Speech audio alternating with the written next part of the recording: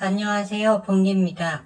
9월 8일 금요일 오후 4시 7분입니다. 이제 한 주를 마무리하는 영상이 되겠습니다. 오늘 방송 주제는요, 다음 주 미국 물가지수의 모든 것이 달랐다 이고요. 금요일이니만큼 지금은 국내 증시가 테마가 순환하는 장세거든요. 그래서 로봇, 인공지능, 반도체, 바이오, 제약, 재건, 에너지 등 위치를 한번 더 확인할 거고요. 재건주는 지난주 금요일에 추천드린 이유 SY, 삼부토건, 금강공업, 유신 그대로 보유 의견 드리고 있습니다. 저는 이 중에 유신을 사서 현재 5.2% 정도 손실 중에 있습니다. 매일 확인하는 8개의 지표를 보고 넘어가겠습니다. 상단은 주봉 차트, 하단은 일봉 차트입니다.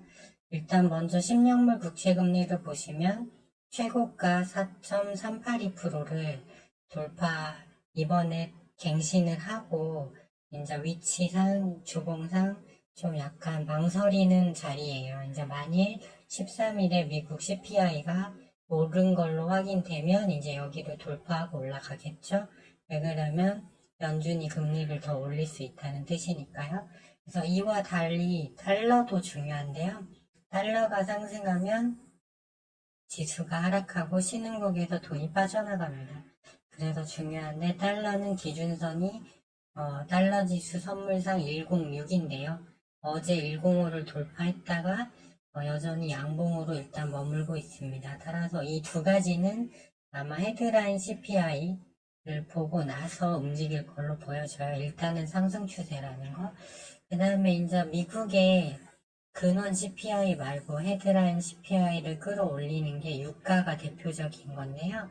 일단 유가 기준선은 98불이 되겠습니다. 지금 사우디하고 러시아가 계속 감산 기조를 유지하면서 또 미국이 전략 비축률을 풀었다가 그걸 다시 채우면서 주봉상 올라가는 흐름이 나오고 있어요. 그래서 여기를 100불대까지 접근하면 헤드라인 미국 CPI는 무조건 오른다 이렇게 보시면 될 것 같습니다. 그리고 이건 천연가스입니다. 유럽. 근데 이제 유럽 같은 경우도 이 천연가스가 아직은 저점에 머무르고 있어요. 하지만 이번 겨울철이 왔을 때 어떻게 되냐에 따라서 천연가스도 위로 올라갈 가능성이 많습니다. 그래서 작년처럼 원자재단에서 이제 그 인플레이션이 올라갈 수 있다. 그렇게 되면 연준은 금리를 내릴 수 없고 더 올려야 돼서 결국은 파국이 올 수밖에 없다. 이렇게 이해하시면 되겠습니다.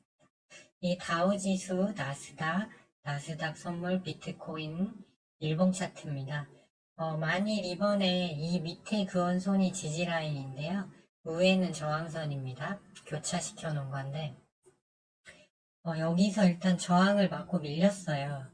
그런데 만일 헤드라인 CPI가 높아지면 이 지지선을 깨고 내려간다고 저는 보고 있습니다. 만일 정체됐다면 여기서 그냥 움직일 거고 낮아졌다면 올라가겠죠. 그 다음에 나스닥 같은 경우도 어제 그 애플 때문에 갭 하락이 했기 때문에 또 CPI가 수요일날 발표라서 강하게 위로 가는 흐름은 어렵지 않나 싶고요. 나스닥 선물은 소폭 상승 중입니다. 이제 비트코인 같은 경우는 어제 소폭 반등이 나왔는데 이 밑으로 내려가는 저항선에 최대로 근접했을 때 숏을 칠 생각입니다. 그 다음에 이제 나스닥 차트를 이평선을 넣어서 좀 자세히 볼 필요가 있습니다. 보시면 작년에 물가가 엄청 오를 때 엄청나게 주식시장이 빠졌죠. 그리고 딱 저점이 12월 30일에 나왔습니다. 그래서 이 검은 거를 칠해놨고요. 그 후로 이 빨간색 선을 따라서 나스닥이 지속 상승했죠. 근데 잘 보시면 또 선을 제가 수직으로 그어놨는데요. 요게 다 CPI 발표 날입니다. 미국 소비자 물가지수. 그런데 잘 보시면 이날 물가가 여기 1월부터 7월까지는 계속 내려왔거든요. 헤드라인 CPI가. 그래서 이 선에 오면 지속적으로 나스닥이 상승 에너지를 받았다는 게 확인됩니다. 근데 8월 CPI 나온 날은 제가 다시 붉은 선을 그어놨죠. 왜 그러냐면 이때 과열 신호가 두 번 뜨고 밀리다가 이때 다시 헤드라인 CPI가 3%에서 3.3%로 반등이 나왔어요. 그러니까 증시가 밀리다가 일단은 한번 반등을 줬는데 이 저항선에 맞고 내려왔죠. 그렇기 때문에 향후 시나리오는 이렇게 보시면 돼요. 물가가 계속 올라가면 이 선을 깨고 이 파란색 이제 하향 박스권이 완성이 되는 거고, 만약 정체된다면 이 수평으로 그어놓은 두 개의 선 있죠. 이 선 안에서 이제 박스권 행보가 될 것이고, 물가가 내려온다면 다시 위로 올라가겠죠. 이제 이 상향 박스권 지지선을 타고요. 그렇게 세 가지 시나리오로 이해하시면 되는데, 아쉽게도 물가가 제가 이제 예상하기에는 계속 올라갈 걸로 보여져요. 그또 겨울철이 다가오고 있기 때문에 이제 이거 같은 경우는 은행권이나 이제 금융기관 쪽으로 전이될 수 있기 때문에, 왜냐면 지금 국채 손실액이 엄청나고 또 상업용 부동산 만기가 하반기에 다 몰려 있거든요. 그렇기 때문에 좀 좋지 않다 이렇게 보시면 되겠습니다. 코스닥 같은 경우는 일단은 그럭저럭 좀 강한 모습이에요. 21선 위로 오늘 올라왔고, 그에 반해 코스피는 매우 약한 흐름입니다. 다만 신용잔고 많은 거는 이거 언젠가 이제 많이 물가가 올라서 미증시가 급락하기 시작하면 그건 뇌관이 된다 이렇게 보시면 되고, 고객 예탁금은 보시면 지금 이제 계속 내려가고 있죠. 신용잔고는 위로 올라왔는데, 그래서 일단 수급이 그렇게 좀 넉넉하진 않다. 그래서 지금 테마 순환매 장세가 나오고 있는 것으로 일단은 보시면 될 것 같습니다. 자, 그럼 이제 지금부터는 업종별로 한번 볼게요. 일단 오늘 반도체가 아주 하락이 크게 나왔습니다. SK 하이닉스가 오랫동안 지지했던 이 노란색 장기 지지대 최대 매물대를 오늘 깼습니다. 그러면서 분봉이 하향이 됐어요. 그렇기 때문에 이건 반도체 쪽이 안 좋을 것이라는 시그널이고요. 삼성전자는 이날 두 번 엔비디아 계약건으로 올랐지만 여기서 버티고는 있어요. 그렇지만 분봉 추세가 그렇게 아직은 안 꺾였네요. 하지만 미국장이 밀리면 엔비디아나 마이크론 테크놀로지가 다 같이 밀릴 거기 때문에 삼성전자도 밀린다고 봐야겠습니다. 그리고 최근에 반도체 대장주를 하던 하나머티리얼 같은 경우 제가 어제 이거 RSI가 일봉상 88이라 밀릴 자리라 말씀드렸는데, 과열이 크게 들어와 있고 신용도 높아요. 그래서 이제 대표주 SK가 안 좋기 때문에 오늘 반도체가 제일 많이 빠졌거든요. 그래서 지수가 코스피가 향후 안 좋을 것이라는 걸 말해주고 있습니다. 그다음에 오늘 코스닥이 막판에 올라온 거는 에코프로 그룹주가 올라왔기 때문에요. 하지만 매동을 보면 매도가 우위고 좀 안 좋은 뉴스들이 많이 나오고 있어요. 중국 배터리, 저가 배터리 대량 공세 때문에 좀 그런 부분이 있습니다. 여전히 일봉상 21선이 하향이기 때문에 일단 21선 위로 못 올라오면 추세는 무섭기 때문에 올라올 수 없고요. 오늘 반등 나온 거래량이 극히 미미합니다. 그렇기 때문에 이것도 의미는 별로 없다 이렇게 보고 있고요. 원전주 같은 경우도 두산 에너빌러티, 한전산업 추세 안 좋죠. 그래서 이것도 별로고, 저출산 같은 경우 콤비, 넵튠, SAMG 엔터 같은 경우도 거래량이 너무 없고 저항 라인이라 좋지 않습니다. 그 다음에 한동훈 테마주, 부방, 오파스넷은 추세 이탈, 노을이 너무 많이 달려서 과열권이에요. 그렇기 때문에 이쪽도 좋지 않고, 중국에서 요소 수출 금지 한다는 얘기 때문에 오늘 KG케미칼, 남해화학, 그다음에 미래생명자원, 경농 등이 움직였는데 중국 정부가 공식 사실 아니라고 하면서 갭 떴다가 상한가까지 갔다가 다 밀렸습니다. 그리고 이건 상한가 유지하더라도 위치가 안 좋고 거래대금이 없어서 이거는 좋지 않다고 보여지고요. 소금 관련주 샘표식품하고 인상가가 반등이 나왔지만 그 분봉상 너무 투매 구간이기 때문에 이렇게 떨어지다 보면 한 번 정도는 튀고 또 내려가거든요. 그래서 이것도 별로 좋지 않고, 이제 유럽과 미국이 중국산 그 철강 제품 과잉을 막기 위해서 관세 부과 검토 중이라는 얘기가 나오면서, 이제 그러면 한국은 그 반사이익을 얻게 되는 거 아니냐 해서 오늘 철강주들이 움직였습니다. 그래서 지금 보시면 다 움직인 건 아니고요.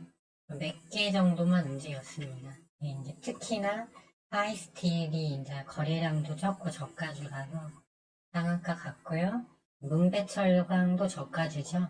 그래서 얘는 시간에 보니까 8% 정도 오르고 있네요. 그리고 동국제강도 4% 정도 오르고 더 치고 가려는 모습입니다. 그래서 한 번 정도는 얘네는 더 쳐줄 수 있을 것 같아요. 하지만 이건 이제 보유자 영역, 그리고 하이스틸은 지금 여기 위로 가면 이제 최대 매물대가 첩첩산중이죠. 그렇기 때문에 이제 관세 부과 검토지 한 건 아니잖아요. 그리고 철강 자체가 공급 과잉이라는 얘기는 한국에도 포함되는 얘기니까 이게 뭐 궁극적인 호재라고 보긴 좀 어렵겠습니다. 하지만 철강주가 시외도 강한 거 보니까 일단 시세가 닿을 것 같고요. 바이오 쪽이 오늘 소형주들이 또 움직였는데 샤페론 최대 매물대에 걸렸고요. 지니너스도 마찬가지. 퀸타맥스리스는 올렸다 밀렸고, 젠큐릭스는 과열, 신테카바이오는 뭐 그럭저럭, 아모센스, 아이센스, 뭐 대화제약 이런 거 소형주들 이런 애들이 올랐는데 다 소형주입니다. 공통점이. 그리고 뭐 한미약품이나 이렇게 시총 큰 애들은 다 계속 내려가고 있거든요. 그래서 이런 움직임도 얘네 한 10개 종목 내에서 얘네들만 움직이는 거거든요. 비만 치료제 뭐 이런 관련해서. 근데 거의 다 시세가 나올 만큼 나왔다 이런 시각입니다. 그리고 로봇이 오늘 일부는 많이 밀렸어요. 그러니까 로봇이 밀리면 인공지능, 그 다음에 자율주행은 다 같이 밀린다고 말씀드렸습니다. 얘네가 이제 신기술 섹터에 들어가는데, 보면은 시간외를 보니까 유진로봇은 이제 이거 양봉이 3개면 이거는 팔아야 되는 게 맞거든요.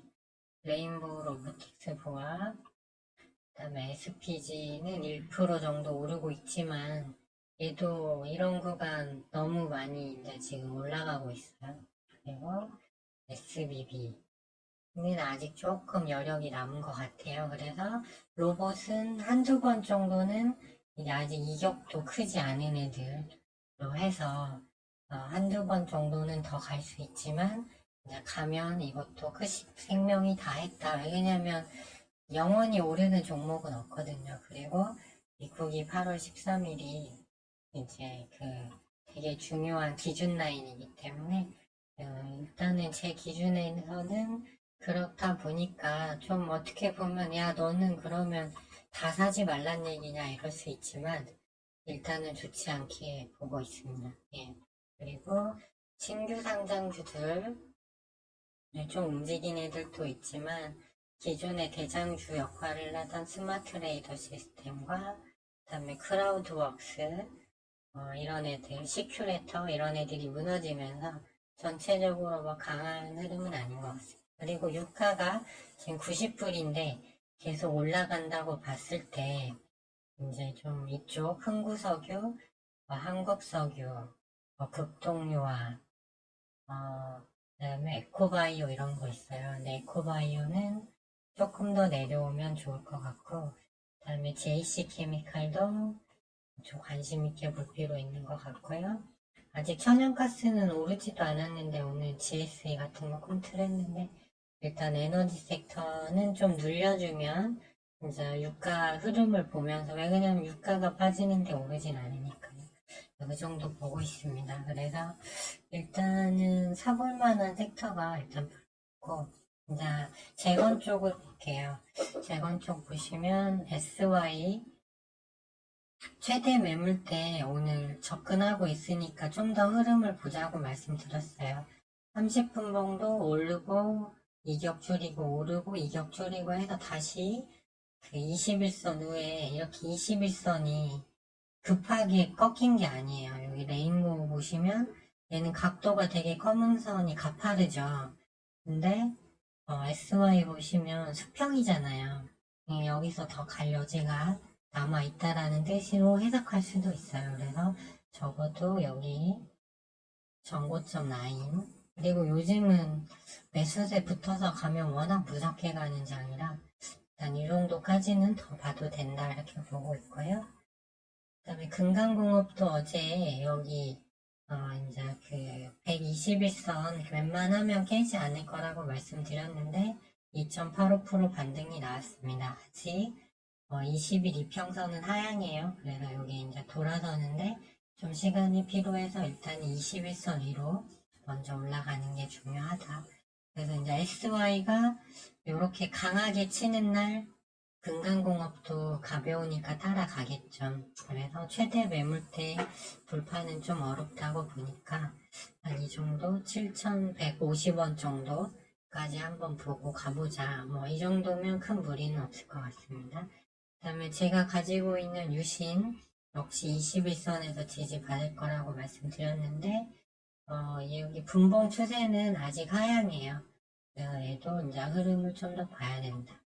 그 다음에 3부 토건은 최대 매물대가 여기 있는데 21선이 아직 안 깨졌죠.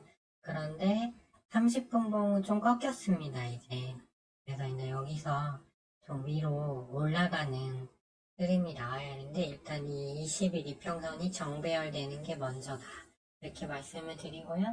여기서 좀 내려왔지만 거래량 없이 내려왔기 때문에 큰 무리는 없다고 보고 있습니다. 그래서 그나마 재건 쪽이 다들 이격이 크지를 않아요.